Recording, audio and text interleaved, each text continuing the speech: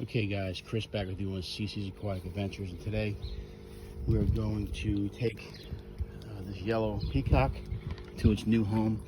As you can see, I have a wireless airstone pump, and then I got an air bubbler in there to make it safe on the trip. And we're gonna bring her over to Vance's house. So that's the first step of our second step, actually, is I moved her into a tote, and now she's on her way to a new home, which is going to probably be with the front hoses. Hold on, let me put this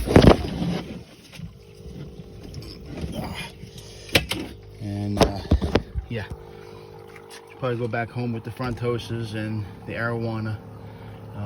See, the thing with this fish is that she's very, very aggressive, so she can be in a tank with bigger fish, and that's what we're going to do. So so I will film the fish going into the new tank, but yeah, she's going to be getting a new home.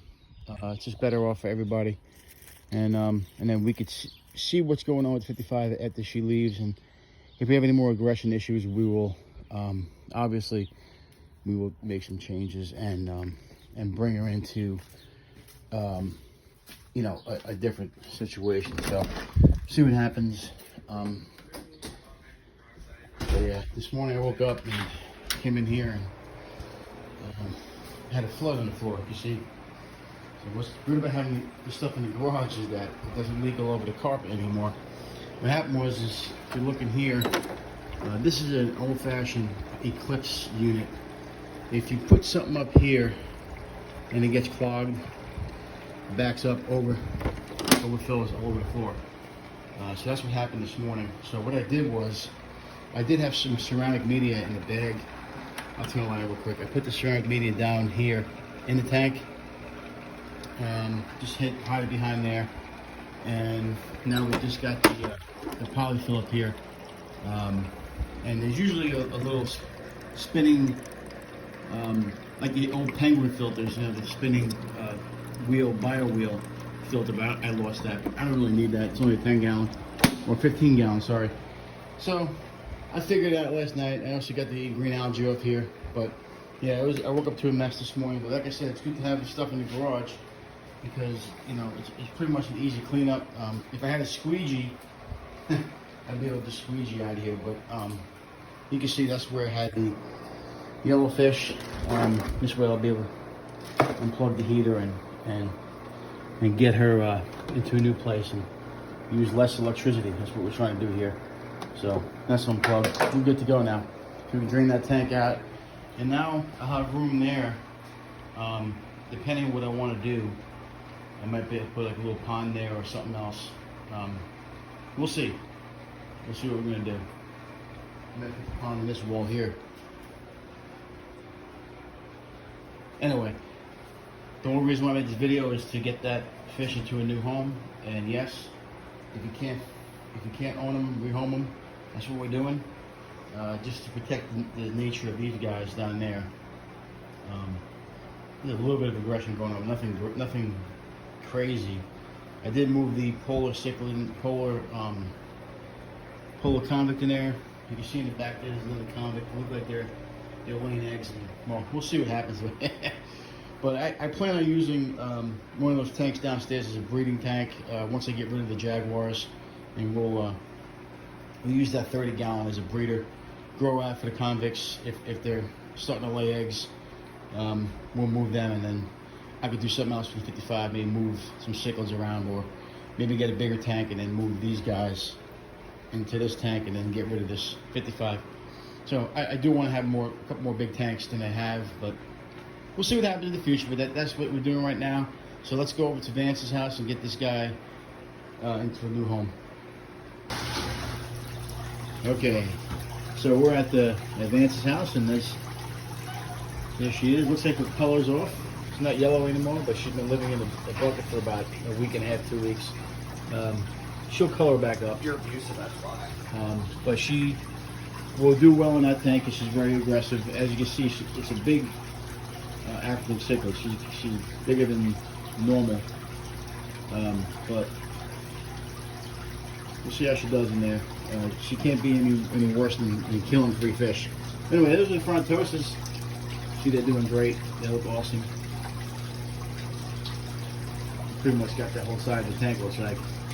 Yeah, they kind of bully anything that gets over there except for marijuana or the guards. They'll do good in that tank. They'll get big.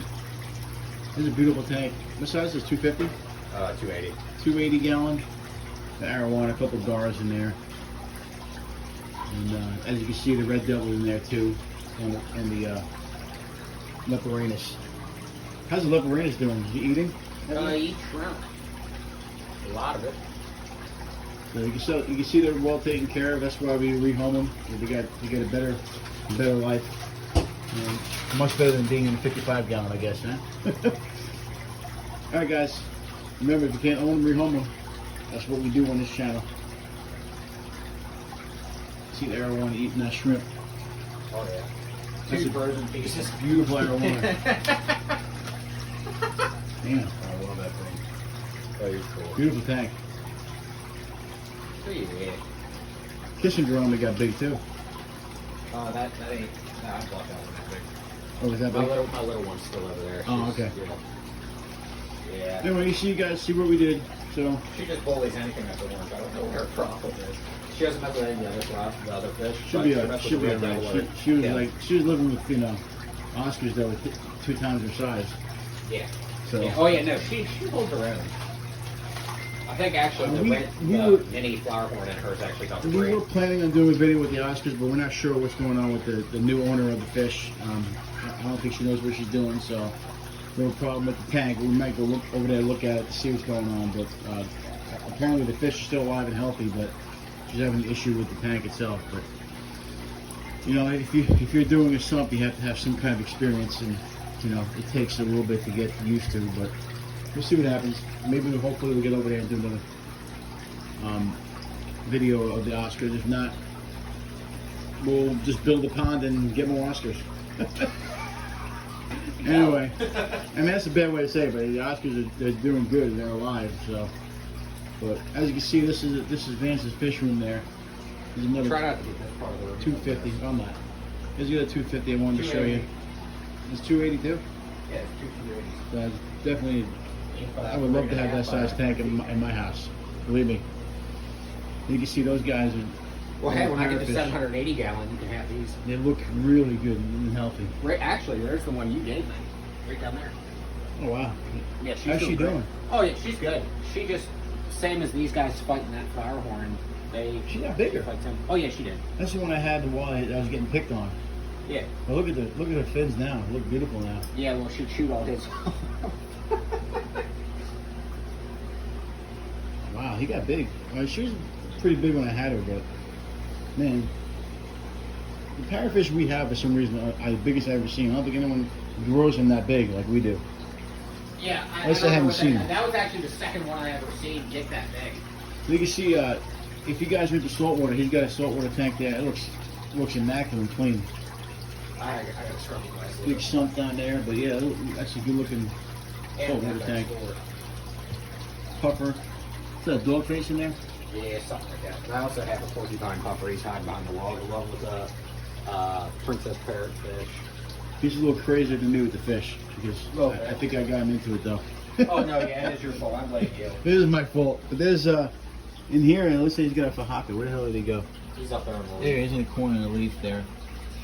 So you can see, all these people who say you can't mix fish like that. Well, they seem to be doing pretty good in there. And that's the whole point of having a fish hobby, is to see what you could, you could put it together and what you want to. That's the joy of it. I kind of lost that joy when I was in the other house. Now I got that joy back, and hopefully we'll start breeding some stuff. Maybe I'll do a saltwater tank too. I'm gonna have you cut it though, and I'm gonna feed the banana shrimp. Okay. I'm just having to cut it because we gotta go to that side of the house, and I don't want that filmed. All right. Too much shit over there. You want me to show that on the camera? Yeah, just cut it. All right. So we're gonna cut the video. We're gonna show you a video of the mantis shrimp eating, but that'll be a separate video. But I hope you guys enjoyed it. This is where me and Vance have a good relationship with the fish. So I took fish from him and put them in my big tank. And then now that I have lesser space, he's able to home these or house these fish for me. And you can see there's two 280-gallon tanks, plenty of room.